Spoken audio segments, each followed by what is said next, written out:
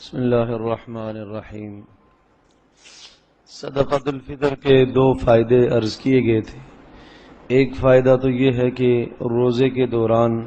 جو لغویات آدمی سے ہو جاتی ہیں ان تمام لغویات کا وہ کفارہ بنتا ہے، اور دوسرا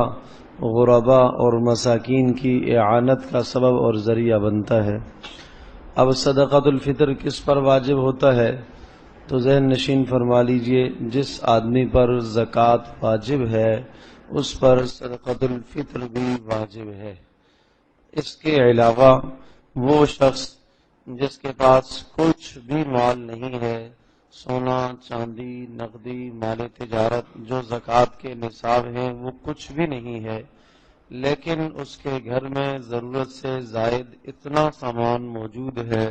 جس سے 52.5 تولہ چاندی خریدی جا سکتی ہو، تو ایسے شخص پر بھی صدقۃ الفطر واجب ہے۔ پھر ذہن نشین فرما لیجیے کہ جس آدمی کے پاس نہ سونا ہے نہ چاندی ہے نہ نقدی ہے نہ کوئی تجارت کا سامان ہے، لیکن اس کے گھر میں ضرورت سے زائد اتنا سامان موجود ہے جس سے 52.5 تولہ چاندی خریدی جا سکتی ہو، اتنی مالیت کا سامان لگ بھگ 40,000-45,000 کے اگر اس کے گھر میں سامان موجود ہے اور وہ سارا سامان ضرورت سے زائد ہے تو پھر اس آدمی پر صدقۃ الفطر واجب ہے، اس کو صدقۃ الفطر ادا کرنا پڑے گا۔ دوسرے الفاظ میں یہ بھی ذہن نشین فرما لیجئے کہ صدقۃ الفطر کے وجوب کا اور زکوٰۃ کے مستحق نہ بننے کا نصاب تقریباً ایک ہی ہے۔ جس آدمی پر صدقۃ الفطر واجب ہو گیا وہ زکوٰۃ نہیں لے سکتا، وہ زکوٰۃ کے مستحق ہونے سے نکل گیا، وہ فقراء کی فہرست سے نکل جاتا ہے، لہذا جس آدمی پر صدقۃ الفطر واجب ہے وہ زکوٰۃ بھی نہیں لے سکتا، زکوٰۃ کا مستحق بھی نہیں ہے۔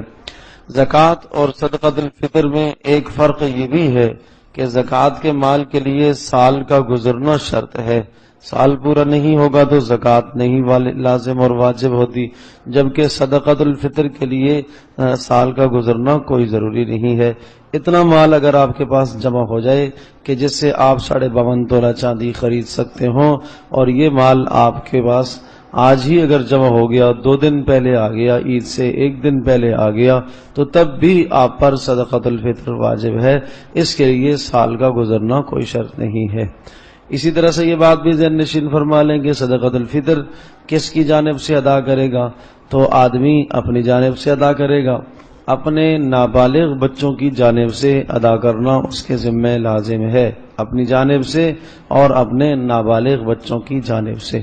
بالغ بچے ان کے ذمہ از خود لازم ہے، اگر وہ خود صاحب نصاب، اگر ان کے پاس اسباب مال ہیں تو وہ خود اپنے مال سے دیں، اور اگر والد بھی ان کی جانب سے ادا کرتا ہے تو تب بھی ادا ہو جاتا ہے۔ اسی طرح سے آدمی اپنی بیوی کی طرف سے اگر ادا کرتا ہے تو بھی ادا ہو جاتا ہے، لیکن اگر بیوی کے پاس اپنا نصاب اور مال موجود ہے تو بیوی از خود اپنے مال سے وہ صدقۃ الفطر کو نکالے، تو بالغ بیٹے اور اسی طرح سے بیوی ان کے پاس اگر نصاب موجود ہے، مال موجود ہے، تو وہ از خود اپنے نصاب سے مال سے صدقۃ الفطر کو ادا کرے۔ تاہم اگر ان کا والد یا کسی عورت کا شوہر، باپ اگر ادا کرتا ہے، بھائی ادا کرتا ہے، تو تب بھی صدقۃ الفطر ادا ہو جائے گا۔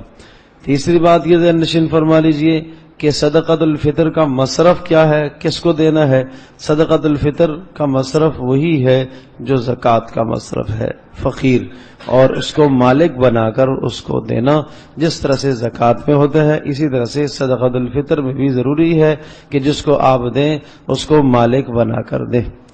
اور صدقۃ الفطر نبی علیہ السلام جو ادا فرمایا کرتے تھے، آپ علیہ السلام کے زمانے میں 4 قسم کی چیزوں سے صدقۃ الفطر ادا کیا جاتا تھا۔ گندم سے بھی ادا کرتے تھے، کھجور سے اور جو سے اور کشمش سے۔ اگر گندم سے ادا کرنا ہے تو 2 کلو گندم کی قیمت آپ لگا لیں، جو بھی قیمت ہے ایک آدمی کی طرف سے وہ صدقۃ الفطر ہوگا۔ اور اگر جو اور کھجور اور کشمش ان تینوں اجناس سے صدقۃ الفطر ادا کرنا ہے تو پھر ان تینوں اجناس کے لیے 4 کلو ہونا ضروری ہے۔ تو جس کے پاس جتنی حیثیت ہے اسی حساب سے صدقۃ الفطر ادا کرے. اگر غریب ہے، بہت زیادہ گنجائش نہیں ہے، تو پھر وہ گندم سے ہی ادا کرے، 2 کلو گندم کی قیمت دے دے. اور اگر صاحب حیثیت ہے تو وہ 4 کلو کھجور کی قیمت ایک آدمی کی طرف سے دے گا. اور اسی طرح سے کشمش کی 4 کلو کشمش کی قیمت ایک آدمی کی جانب سے دے گا، یا جو کی 4 کلو جو کی قیمت ایک آدمی کی جانب سے دے گا. جیسی حیثیت ہے اسی کے مطابق صدقۃ الفطر ادا کیا جائے. اللہ پاک ہم سب کے لیے عمل کرنا آسان.